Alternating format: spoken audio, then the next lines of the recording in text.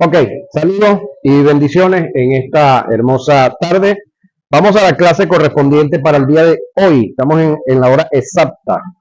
Vamos a ver la clase número 9, en qué consiste el convencimiento de pecado. Recuérdense que estamos viendo la materia de neumatología, que es el término neuma, espíritu, logía, ciencia. Entonces estamos hablando de la ciencia que estudia a los espíritus, entre ellos el Espíritu Santo y entre ellos también a los hombres y mujeres con carácter espiritual, con esa posición de espirituales. Entonces, vamos a desarrollar en qué consiste el convencimiento de pecado.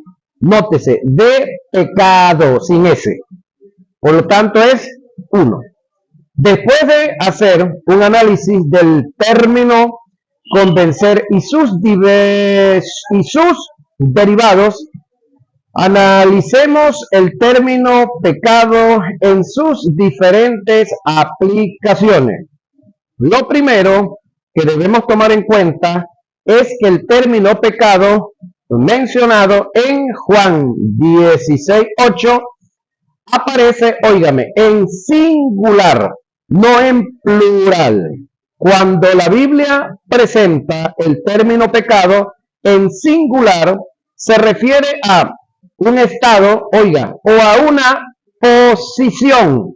Pero cuando se presenta el término pecado en plural, hace referencias a las obras o resultados que se dan por el estado o posición de pecado en la que se encuentra el individuo. Esto es lo que registra Gálatas 5:19 y 21 o al 21, cuando dice: y manifiestas son las obras de la carne, que son adulterio, fornicación, inmundicia, lascivia, idolatría, hechicería, enemistades, pleito, celos, ira, contienda, disensiones, herejías, envidias, homicidio, borracheras y orgías. Es decir, cuando estamos hablando de este tipo de pecados,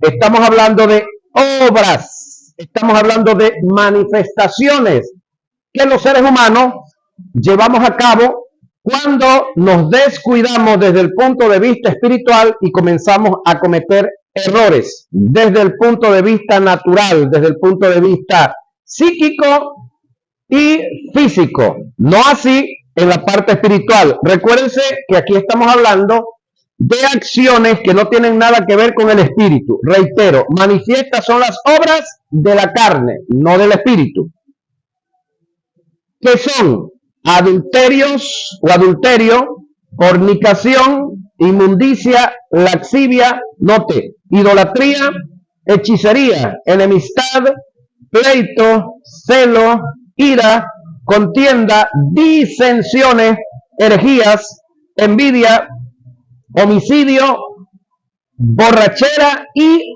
orgías. El pecado como estado o posición vino como producto de haberse quebrantado un principio que Dios estableció en el huerto del Edén como mandamiento. La pregunta nuevamente es: ¿cuántos principios estableció Dios en el Antiguo Testamento? 1. ¿Cuál? No comerás del fruto del árbol que está en el medio del huerto. Uno solo, un solo mandamiento. Por lo tanto, lo que llevó al hombre a romper este principio fue una sola acción. Por eso hablamos de él, no de los, sino él, pluralmente es uno solo, el pecado. Cuando hablamos de el pecado, estamos hablando de que el hombre tenía una palabra por muchos años, más de 100 años, estaba en el huerto y el hombre estaba sujeto, estaba obedeciendo a esa única palabra que Dios había establecido y que él debía de permanecer en ella. ¿Cuál era esa palabra? No comer del fruto del árbol que estaba en el medio del huerto, porque el día que comiera, Dios se separaba de él. El detalle está, como yo lo he explicado, que nosotros los seres humanos somos tres cosas. Un espíritu que tiene un alma y vive en un cuerpo. Entonces, esas tres áreas de nosotros pueden pecar. Sí, la palabra pecado, se recuerda cuál es el significado, a ver cuánto se recuerdan aquí. El término pecado o pecar, el significado es errar al blanco. Y trae la separación. Entonces, errar al blanco es el término pecado. En ambos, ¿en cuáles ambos? Cuando hablamos de el pecado y cuando hablamos de los pecados. En cualquiera de las dos acciones es errar al blanco. En este caso, cuando hablamos de el pecado, estamos errando al blanco en lo espiritual, no en lo psíquico ni tampoco en lo físico. Entonces, cuando la Escritura dice el pecado como estado o posición, vino como producto de haberse quebrantado un principio que Dios estableció en el huerto del Edén como mandamiento. El hombre debería de permanecer en el mandamiento que se le había otorgado, que se le había dado. El hecho de que el hombre le haya dado más credibilidad a la palabra del diablo que al mandamiento de Dios, lo llevó a un estado de desobediencia, que lo condujo a un estado de pecado, que lo llevó a la condenación. Es decir, el hombre, por su acción de pecado, muestra que no le interesaba el principio que Dios había establecido. ¿Cuál era el principio que Dios había establecido? No comer. ¿Cuál era la sentencia? Separación. Es decir, Dios se separaría, en este caso, del ser humano, del hombre. Resulta que el hombre recibe un mensaje que creo ustedes lo han estudiado, en el cual el diablo llega y les dice: con que Dios os ha dicho que no pueden comer de los árboles del huerto. Eva, que es la que responde muy bien. Le dice: de todos los árboles podemos comer, menos del que está en el medio del huerto. Ok, respondió exactamente bien. Una de las cosas que tenemos que tener en cuenta y estar claro es que para el momento que Dios establece el mandamiento, Eva todavía no había sido creada. Por lo tanto, si Eva no había sido creada, Adán tuvo que haberle enseñado el mandamiento. Un punto a favor de Adán.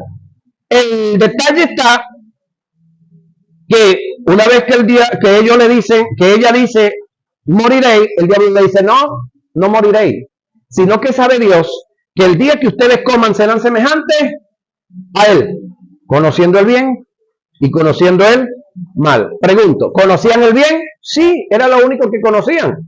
¿Conocían el mal? No, ese sí no lo conocían. El detalle está que la curiosidad entra en la vida de ellos, muy especialmente en el caso de Adán, que es el que tiene el mandamiento, porque hay otro caso que es el siguiente. Si Eva hubiese comido, listo, comió Eva, pero Adán no comió, ¿qué hubiese pasado? Adán, con su actitud, hubiese redimido a Eva y hubiese condenado al diablo para siempre. ¿Dónde viviéramos? En el Edén. Es decir, la tierra fuera un Edén en su totalidad. El detalle está que Adán cedió a lo que ya Eva había cedido. ¿Por qué cuando Eva cedió no se rompió, Dios no se separó, no se fue? Porque a Eva no se le había dado mandamiento. ¿El mandamiento se le dio a quién? Adán. El responsable era Adán. El que tenía que mantener el principio era Adán. Una vez que Adán viola el principio, entonces sí se cuenta como pecado la acción de Adán. Ahora, ¿cuál fue el pecado? La mayoría se inclinan por una manzana, la tradición, pero no es manzana, no tiene nada que ver, es más, no tiene nada que ver con lo natural, con lo físico. Yo quiero que usted haga un análisis. Nosotros como seres humanos, le dije que tenemos o somos tres cosas: espíritu, alma y cuerpo. Ahora, cuando hablamos de los pecados en plural, Estamos hablando de acciones que son varias, que ya se las conté aquí. ¿Cuál de estas acciones cometió Adán para que Dios se separara de él? De todas las que leímos aquí, ninguna. Por lo tanto, no fue social ni fue moral el pecado que cometió Adán. Ahora te lo explico de esta otra forma. ¿Qué es el pecado moral? Bueno, en el caso de los que estamos felizmente casados, los que están comprometidos, que viven en condición o estado de concubinato, que también es registrado por la Biblia y respetado por Dios en su palabra, todos los que estamos casados, tener actividad sexual con otra persona que no sea nuestra pareja, nuestra esposa, eso es pecado moral. Se conoce en los que estamos casados como adulterio y en los que están solteros se conoce como fornicación. Entonces, pero eso es lo que la Biblia muestra como pecado moral. Pregunto, ¿tenía la habilidad, la capacidad, la oportunidad Adán de cometer un pecado moral en el huerto? Haga el análisis. ¿Podía Adán pecar moralmente? ¿Hay una sola respuesta? No. ¿Cuál es la razón? No habían más mujeres, ni habían hombres tampoco, para que cometiera homosexualismo. Entonces, no fue moral el pecado que cometió Adán. Descartamos entonces el pecado moral. Vámonos al social. ¿Qué es pecar socialmente? Agarrar mi sonido y mandarle a remangarle todo el sonido y producir lo que se conoce como contaminación sónica. Atormentarle la vida a los demás y no dejarlos oír lo que ellos quieran oír, bien sea lo que sea. Eso es un tipo de pecado social. Agarrar mi basura del frente, barrer y tirársela al vecino. Agarrar los servicios públicos y conectarme y hacer lo que se llama robarme los servicios como tal. Otro es agarrar un producto, por decir algo, este pequeño botón, decir que esto, bueno, cuesta $10 y vendérselo fácilmente en $10 sabiendo que esto lo que cuesta son $2. Eso es usura, exceso de ganancia. ¿Qué otra? Vender algo que usted sabe que nunca va a poder entregarlo, es decir, inventar cualquier cuestión para sacarle la platica a la gente. Métese en la nevera, comese las cosas que no son suyas, las que usted no se compró, las que no le han regalado. ¿Qué otra cosa, Isidro Canelón? Brincar cerca de mi casa, meterme en el conuco del vecino y robarle los cambures, los nísperos, los semerucos y toda esa cuestión. Eso es pecado social. Ahora, ¿podía Adán cometer pecado social? La respuesta es la misma. No. Razones. Todo. Absolutamente todo era de él. Entonces descartamos los pecados sociales y descartamos los pecados morales y nos queda uno. ¿Cuál? El espiritual. ¿Cuál fue el pecado espiritual que cometió Adán? Un solo mandamiento en el cual él tenía que estar abrazado, no comer del fruto del árbol que estaba en el medio del huerto, y cuando este animal le dice, no moriréis, Adán, al igual que todos nosotros, tenemos tres posiciones psíquicas de estar. Meditamos cuando tenemos un pensamiento, una idea buena en la cabeza y estamos planificando para ejecutarlo. Eso se llama meditar. Cuando tenemos un pensamiento no bueno en la cabeza, de índole malo, eso se llama maquinar. Y cuando tenemos dos pensamientos, uno bueno y uno malo, eso se llama cavilar. Entonces, Adán quedó cavilando lo que conocía por muchos años y lo nuevo que se le estaba presentando. Y Adán solito, sin que nadie lo obligara, sacó la verdad de Dios y la hizo a un lado y metió la mentira del diablo. Es decir, si Adán tenía en el huerto más de 100 años creyendo lo que Dios le había dicho, Adán era un creyente. ¿Estamos claros ahí? Si Adán deja de creer, todo el que deja de creer pasa a ser un incrédulo. Entonces, el pecado que cometió Adán, si le colocáramos un nombre, se llama incredulidad. Usted me diría, pastor, usted me está alegando sobre lo que me ha dicho, deme bases bíblicas. Ok. La primera palabra sobre el creer que aparece en el capítulo 1, verso 7 de Juan, dice que Juan el Bautista vino dando testimonio acerca de Jesús para que todos creyeran en él por medio del testimonio que estaba dando Juan el Bautista. Cuando llegamos al capítulo perdón, al verso 12 del mismo capítulo 1 dice, mas a todos los que le recibieron, a los que creen en su nombre, les dio potestad de ser hechos hijos de Dios. ¿A quiénes? A los que le recibieron por haber creído en su nombre. Luego tenemos 3 veces más mencionada la palabra o el verbo creer, que es en el capítulo 3, verso 15, en el 16 y el 18. 15 y 16 dicen similar, hablando de Jesús, que fue dado para que todo aquel que en él crea no se pierda, mas tenga vida eterna. Llegamos al 18 y dice el 18 que el que en él cree no es condenado, mas el que no cree ya ha sido condenado. ¿Por qué es condenado el que es condenado? Porque no cree. Entonces, un solo pecado, señoras y señores, nos llevaba rumbo al infierno. ¿Cuál? No creer, ser incrédulo. Y el no creer, el ser incrédulo, no es de origen psíquico ni es de origen físico, es de origen espiritual. Esa es la otra.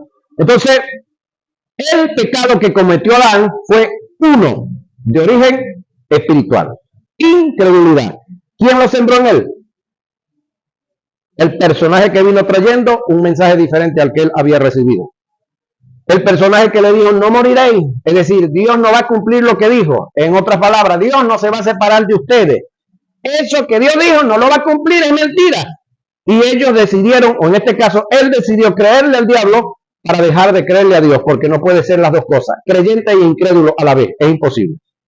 O eres creyente, o eres incrédulo, o eres santo, o eres pecador.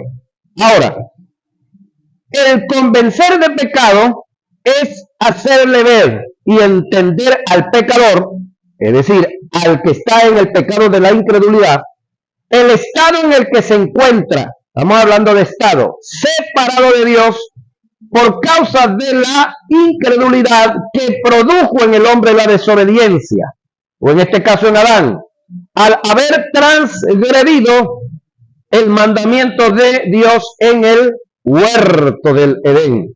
El convencer de pecado es hacer sentir convicto al pecador por causa de la situación en la que se encuentra y que por sí solo no puede salir de ella, que es el otro detalle. El convencer de pecado es hacerle ver al pecador la condición baja y humillante en la que se encuentra por causa del estado de condenación y poder así mostrarle la necesidad que se tiene de un Salvador para presentarle el don de la salvación que es Cristo Jesús. Es decir, este trabajo es único y exclusivo del Espíritu Santo. Nosotros como predicadores, nosotros como exponentes, oponentes del mensaje de Jesús, solamente tenemos que dar la palabra, enseñar la palabra, ministrar la palabra, y la palabra de evangelización o el mensaje de buena nueva es el mensaje de Jesús, no hay otro. Cuando el Espíritu Santo no logra, oiga, el convencimiento de pecado, en un individuo, este cae en el pecado imperdonable. ¿Cuál será el pecado imperdonable? La blasfemia contra el Espíritu Santo. ¿Qué es la blasfemia contra el Espíritu? A continuación voy a dar una explicación muy clara acerca de la blasfemia contra el Espíritu para tener una percepción precisa de lo que consiste dicha blasfemia. Siempre se ha dicho que blasfemar contra el Espíritu es el acto de atribuirle la obra del Espíritu Santo al diablo, lo cual es falso. Es lo que por muchos años nos enseñaron, es lo que por muchos años nosotros pensábamos, creíamos, pero no tiene nada que ver una cosa con la otra, señoras y señores. Blasfemar indica, oiga, encarar, afrentar, resistir, hablar mal en contra de. La blasfemia contra el Espíritu Santo es un pecado imperdonable. ¿Por qué imperdonable? Ya se lo explico. para cometer dicho pecado, uno debe rechazar consciente y persistentemente el testimonio del Espíritu Santo en cuanto a la divinidad y poder salvífico del Señor Jesús, ya que solo el Espíritu Santo puede convencer y convertir al hombre del estado de pecado. El rechazo continuo y definitivo de sus acciones lo aparta completamente de toda posibilidad de salvación. Alguien dijo que el único pecado, oiga, imperdonable, es el rechazo del perdón. Pero lo que conduce a un hombre a rechazar el perdón es el negarse a ser convencido de pecado por el Espíritu Santo. En Mateo 12, 31 y 32, Jesús presenta la blasfemia como el atribuirle intencionalmente la obra del Espíritu Santo en la vida de él al diablo, entendiéndose que su obra era el testimonio afirmativo del Espíritu Santo ante los fariseos de que Jesús era el Mesías y el Salvador del mundo. Entonces, lo que por años nos han dicho acerca de las blasfemias contra el Espíritu Santo no es lo que realmente es la blasfemia contra el Espíritu Santo. En esa área no es que nos han mentido nuestros predicadores, no.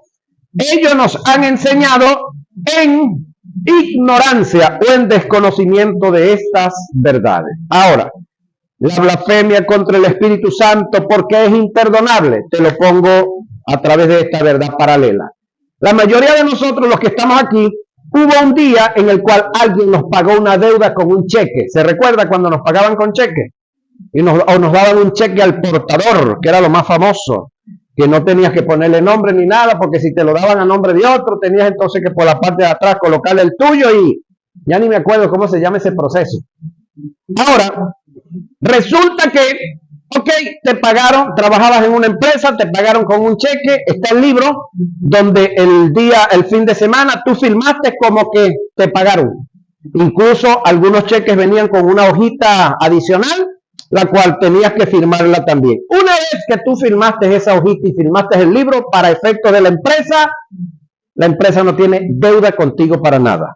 Pero pregunto, ¿qué es lo que tienes en la mano? Un cheque. ¿Puedes ir a la bodega y cambiar el cheque por cosas? No. ¿A dónde tienes que ir a cobrar el cheque? A la agencia bancaria que te corresponde de donde te dieron el cheque. El detalle es que tú vas caminando y llegas a la puerta del banco y no es el portero o el vigilante que te va a pagar el cheque. No es tampoco el que barre en el banco el que va a pagar el cheque. Es quien, la o el cajero que esté. Entonces, una vez que tú llegas, sacas tu cédula. Si no tiene cédula, olvídese que le van a pagar. Cédula y el cheque lo entrega, después que lo firmó y todo. Listo. Si usted quiere de verdad cobrar ese cheque, ¿a dónde tiene que ir? Número 1, a la agencia. ¿En qué lugar tiene que presentarse? En la caja. Entonces, son principios del sistema bancario que se establecieron así. Pero así como el sistema bancario tiene principios establecidos, el mundo espiritual también tiene principios establecidos. Uno es que el que murió para pagar la deuda del pecado que nosotros teníamos con Dios es Cristo. ¿Sí? El que compró para nosotros la salvación es Cristo, pero el que entrega el perdón no es Cristo. ¿Quién es el que entrega el perdón? El Espíritu Santo es el delegado para quitar de nosotros el pecado de la incredulidad y colocar sobre nosotros la virtud de la credulidad. Es el que quitó de nosotros el pecado y colocó sobre nosotros la justicia divina. ¿Quién? El Espíritu Santo, porque así quedó establecido. Óigame, cuando hablamos de Dios, indiscutiblemente estamos hablando de tres individuos. Jehová Dios, Antiguo Testamento. El Verbo y el Espíritu Santo, Antiguo Testamento. En el Nuevo Testamento, el Padre, el Hijo y el Espíritu Santo. Y cada uno cumple su rol, cada uno cumple sus funciones. Y ahí no es como en el mundo, ¿cómo te digo? Secular, que tú, porque eres amigo del gerente, entonces el gerente va a venir a pagarte el cheque a ti. No. Sencillamente tú eres uno más que llegó a la caja y tienes que pagártelo, ¿quién? El cajero. Al menos que el cheque en aquel entonces se pasara de los montos que estaban establecidos, porque también los cajeros tenían un monto que ellos podían pagar normalmente, pero había un monto que había que llamar al dueño del cheque si no era tuyo, o había que consultar con el gerente porque ya era un monto muy grande. Entonces son detalles que usted tiene que analizar. Dios estableció esos principios en cuanto a que el que otorga el perdón es el Espíritu Santo. Por lo tanto, usted para la salvación tuvo que aceptar que reconocía que era un pecador, que iba rumbo al infierno, y cuando usted se vio en esa posición de pecador y que iba rumbo al infierno, entonces el Espíritu Santo le presentó el plan de salvación y le mostró quién era el Salvador. ¿Quién fue ese? Cristo Jesús.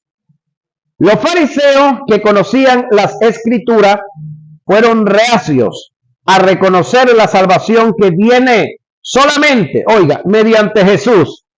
El rechazo total de la obra de demostración que se realizó en Jesús por el Espíritu Santo, con el fin de conducirlos a Jesús como el don de la salvación, cierra las puertas a la única posibilidad que los fariseos tenían en el momento para recibir la salvación, manteniéndose así en un estado de condenación en el que no obtendrían perdón ni en este siglo ni en el venidero. ¿Por qué razón? Porque en este siglo el que entrega el perdón, ¿quién es? El Espíritu Santo. Y en el venidero, el Espíritu Santo. Ahí no hay cambio de cajero, ¿yo? O cobra el cheque ahí, o no va a tener el efectivo. El rechazo continuo y voluntario de esta evidencia mesiánica, como lo es el Espíritu obrando en Jesús, cierra la puerta al perdón de Dios, no por falta, oiga, de eficacia en la obra del Calvario, ni por falta de la gracia y de la misericordia de parte de Dios, sino porque el que comete dicho pecado se priva voluntariamente a sí mismo de la necesaria disposición para recibir el perdón. En cuanto a la enseñanza de Cristo con respecto a la blasfemia contra el Espíritu Santo, según lo describe Mateo 12, 31 y 32, Jesús quiso decir que cualquiera que tenga la evidencia del perdón del Señor ante sus ojos y declare que es un poder satánico, exhibe una condición de corazón más, exhibe una condición de corazón más allá de la iluminación divina, y por ello desesperada y por causa de esto el perdón divino sería inconsistente con la naturaleza moral de Dios. Entonces fue traído a él un endemoniado ciego y mudo y le sanó, de tal manera que el ciego y el mudo veían y hablaban, y toda la gente estaba atónita y decían: oiga, ¿será este aquel hijo de David? Mas los fariseos al oírlo decían: este no echa fuera los demonios sino por Belcebú, príncipe de los demonios. Sabiendo Jesús los pensamientos de ellos, les dijo: todo reino dividido contra sí mismo es asolado, y toda ciudad o casa dividida contra a sí misma no permanece. Y, perdón, si Satanás echa fuera a Satanás, contra sí mismo está dividido. ¿Cómo pues permanecerá su reino? Y si yo echo fuera los demonios por Belcebú, oiga, ¿por quién los echan vuestros hijos? Buena pregunta esta. Los hijos de los sacerdotes no los seguían a ellos. Se habían convertido una gran cantidad de ellos al mensaje de Cristo y estaban ahora dentro de el ministerio de Jesús y estaban orando por personas enfermas y se estaban sanando, estaban orando por personas poseídas, endemoniadas y estaban quedando libres. Entonces Jesús les dice, bueno, si yo lo que estoy haciendo es por Belcebú, ¿sí? Príncipe de los demonios, los hijos de ustedes que no creen en ustedes porque los conocen bien y porque saben la calaña que son, también le están sirviendo al diablo. Tremendo, ¿no? Es decir, lo que están juzgando los tipos sobre Jesús, los fariseos, los sacerdotes, lo estaban haciendo sobre sus propios hijos. Ahora la pregunta es, ¿por qué los hijos de ellos no lo seguían a ellos mismos? Hay que hacer un análisis, ¿no? Ahora, por tanto, ellos serán vuestros jueces, pero si yo por el Espíritu de Dios busca ubicarlos Jesús a ellos, echo fuera los demonios, ciertamente ha llegado a vosotros el reino de Dios. Porque cómo puede alguno, oiga lo que viene, entrar en la casa de un hombre fuerte, que en este caso es el diablo, y saquear sus bienes, en este caso las vidas que tenía atormentadas, los que estaban endemoniados, los que estaban enfermos, si primero no lo ata, que es lo que hace Jesús cuando va al desierto, ¿sí? Para ser tentado y probado por 40 días. Y entonces podrá saquear su casa. El que no es conmigo, contra mí es. Y el que conmigo no recoge, desparrama. Por tanto, os digo, todo pecado y blasfemia serán perdonados los hombres, mas la blasfemia contra el Espíritu no le serán perdonadas a cualquiera que dijere alguna palabra contra el Hijo del Hombre, le será perdonado, pero al que blasfeme contra el Espíritu Santo no le será perdonado, oiga, ni en este siglo ni en el venidero. Mateo 12, 22 al 32. Entonces, cuando hablamos de la blasfemia contra el Espíritu Santo, no es hablar en contra de la hermana María cuando está danzando y tumbando todas las sillas para allá y para acá. No, no es hablar, no tiene nada que ver que escuchemos al hermano Isidro hablando en lengua por allá y de repente dice la hermana Dionisia, ese está hablando en lenguas carnales, ese no es lenguas del Espíritu. No, eso no es blasfemia contra el Espíritu Santo, eso fue lo que nos vendieron. Blasfemia contra el Espíritu Santo es no reconocer, sí, el estado espiritual en el que se vive, en el que se vive y en el que se está por causa de ser incrédulo. Entonces, solamente los que pueden blasfemar en contra del Espíritu Santo son los incrédulos. Nosotros los creyentes no estamos en capacidad de blasfemar contra el Espíritu Santo. Por lo tanto, usted no se preocupe si es que pensaba que en algún momento usted blasfemó contra el Espíritu Santo. Usted como creyente no está en posibilidad de tal asunto. La blasfemia contra el Espíritu Santo no es atribuida a la iglesia.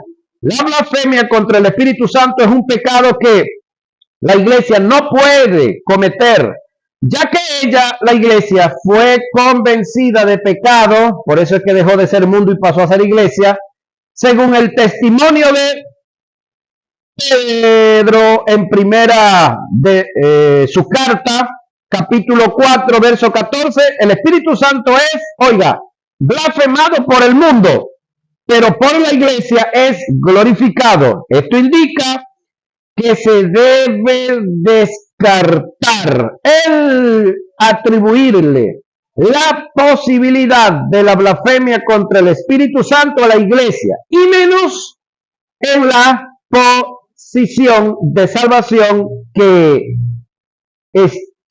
ésta se encuentra, hablando de la iglesia. El Espíritu Santo está llamando a enseñar, exhortar, guiar, conducir.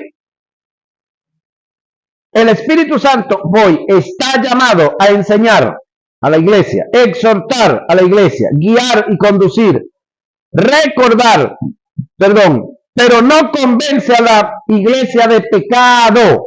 ¿Por qué el Espíritu Santo no puede convencer a la iglesia de pecado? ¿Alguien me puede dar una respuesta de eso? ¿Por qué el Espíritu Santo no puede, Isidro Canelón, convencer a la iglesia de pecado? ¿Por qué? Porque la iglesia no está en pecado.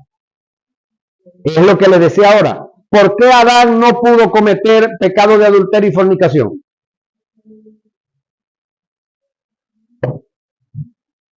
Porque no habían más mujeres, ni habían hombres. Y la única que había, se la habían entregado en matrimonio ya. Cuando Dios la hizo, le dijo, juntaos y multiplicados y llenad, soyugaos y llenad la tierra. Por lo tanto, lo que ellos hicieran estaba en orden. Y lo que ellos hacían no era ningún tipo de pecado. Entonces, la iglesia no está en capacidad de blasfemar contra el Espíritu Santo porque ya la iglesia reconoció cuando era mundo que era pecadora o pecador y le entregó su vida a Cristo. Y al entregarle la vida a Cristo, cuando éramos mundo, dejamos de ser mundo y pasamos a ser iglesia. Dejamos de ser incrédulos y pasamos a ser creyentes. Entonces, como iglesia es imposible que el Espíritu Santo nos convenza de pecado porque no tenemos, hablando de el pecado. Que nos convenza de que hemos cometido pecado no es la fórmula, es redarguir. Cuando hemos cometido pecados de índole social, el Espíritu nos redarguye, es decir, nos reprende y nos hace ver, que lo que hicimos está mal. Ahora, ya la iglesia fue convencida del estado de pecado en la que se encontraba tiempo pasado. Cabe una pregunta ¿qué es lo que nos hace sentir mal cuando pecamos? Ya vamos a ver qué es lo que usted le hace sentirse mal, le hace sentirse incómoda cuando usted comete un tipo de pecado por ahí. Cuando usted se pone a ver lo que no debe, cuando se pone a hablar lo que no debe hablar, cuando agarra lo que no es suyo y así sucesivamente. La respuesta es muy sencilla. Oiga, tu espíritu, el tuyo, nació de nuevo, que ha nacido de nuevo y que no está dispuesto a seguir en la práctica de pecado por no ajustarse a la simiente de Dios que está en ti, que es la justicia. Esto está revelado en Gálatas 5, 16 al 22, donde manifiesta un conflicto interior entre el espíritu renacido suyo, del hombre y mío, y un alma no santificada y falta de disciplina y de enseñanza. Oiga, digo pues, andad en el espíritu. ¿Quién va a andar en el espíritu? Usted y yo como creyentes. Y no satisfagáis los deseos de la carne. ¿Quiénes no deben satisfacer los deseos de la carne? Usted y yo como creyentes. Pero el término no satisfacer los deseos de la carne se refiere a deseos que lo lleven a usted a adulterar y a fornicar y a cometer algún tipo de pecado. Porque hay ciertos deseos de la carne que usted tiene que satisfacerlos. ¿Están aquí o se fueron?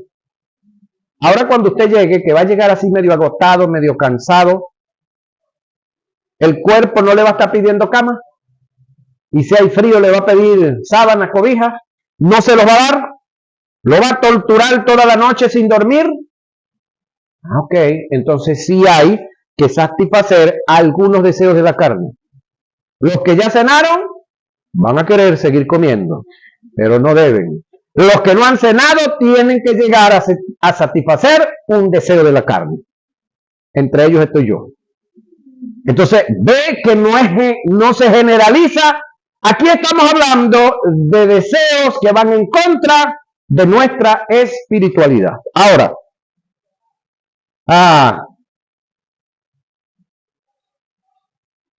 porque el deseo de la carne, cuando me refiero a los malos, van en contra del espíritu. Y el del espíritu el espíritu renacido, pues, en contra de la carne. Y estos se oponen entre sí para que no hagáis lo que quisierais. Te dije Gálatas 5, 16, 17. El apóstol Juan nos muestra algo similar. Todo aquel que es nacido de Dios, oiga lo que viene, no practica, no que practica el pecado. ¿Qué es practicar? ¿Qué es practicar? Ajá. Pregunto, nosotros agarramos una pelota de voleibol y nos ponemos a jugar voleibol aquí y luego que terminamos salimos diciendo, yo practico voleibol. No, fue un caso fortuito que determinamos, que decidimos. Practicar es hacerlo constante todo el tiempo. Entonces, los nacidos de Dios, nacidos del Espíritu, los nacidos del sacrificio de Cristo, no practican, oiga, no practican el pecado. ¿Qué es el pecado? ¿Qué es el pecado, Isidro Canelón? La incredulidad. Estamos hablando de el pecado. Es decir, los nacidos de nuevo no somos incrédulos, dijo el mexicano. Los nacidos de nuevo somos creyentes. En nosotros está la naturaleza de Dios. ¿Cuál es la naturaleza de Dios? La justicia divina.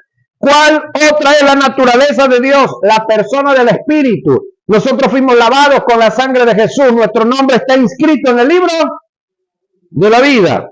Ahora, no practica el pecado, porque la simiente de Dios permanece en él, la justicia, y no puede pecar. Eso es en cuanto a la incredulidad, señoras y señores. ¿Por qué? Porque es nacido de Dios. Eso está en 1 de Juan 3:9. El sentido que le da Juan a la práctica de pecado tiene que ver con el hacer de él un estilo de vida. De no habría un contraste en 1 de Juan, nuevamente, 1:10 y 2:1, cuando dice, si decimos que no hemos pecado, le hacemos a él mentiroso. Aquí estamos hablando entonces de los pecados sociales y morales. Y su palabra no está en nosotros. En el sentido más claro, lo que Juan quiso decir fue, todo aquel que es nacido de Dios no se deleita en el pecado, porque la simiente de Dios está en él y ha nacido para no pecar, ni hacer del pecado un estilo de vida. Lo otro es que los nacidos de Dios, cuando cometemos algún pecado, nos vamos a sentir mal, nos vamos a sentir sucios, nos vamos a sentir que no es lo correcto lo que hemos hecho. Entonces eso nos va a llevar a procurar el perdón. Es decir, reconocemos que hemos pecado y lo confesamos. Procuramos corregir todo lo que hayamos hecho incorrectamente y de paso resarcir daños causados. Ahora, por causa de la simiente de Dios que está inherente en nosotros, que es la justicia de Dios y la naturaleza de Dios, que es la vida, por supuesto la vida eterna. Siempre que caigamos en algún pecado fortuito o igual deliberadamente, vamos a sentir rechazo por él. Nunca nos ajustaremos a esa vida. Ya no hay compatibilidad entre el estado de justicia y el estado de pecado. La vida de Dios y la muerte satánica no pueden estar juntas en un cuerpo, en un ser, a menos que hayamos apagado la voz de la conciencia, cayendo en un estado de mente cauterizada, pasando a la reprobada, siendo desechados por Dios. Es decir, de la única manera que usted y yo lleguemos a sentirnos chévere, a sentirnos bien cuando cometemos pecado, o es que no hemos nacido nada, ¿sí?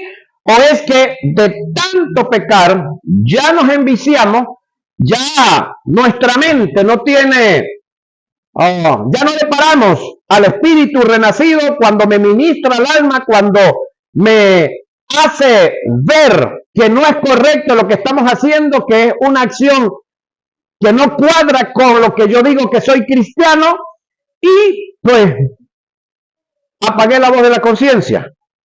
Y ya el estar cometiendo pecado pasa a ser como normal, que nunca lo va a hacer. Ahora, todos los nacidos de nuevo, cuando pecamos, vamos a sentirnos sucios, vamos a percibir que no es correcto lo que estamos haciendo, pero ese es nuestro espíritu nacido de nuevo que no se quiere calar esa posición, porque hay una gratitud, hay un agradecimiento al Dios que nos hizo nacer de nuevo. Amén y amén.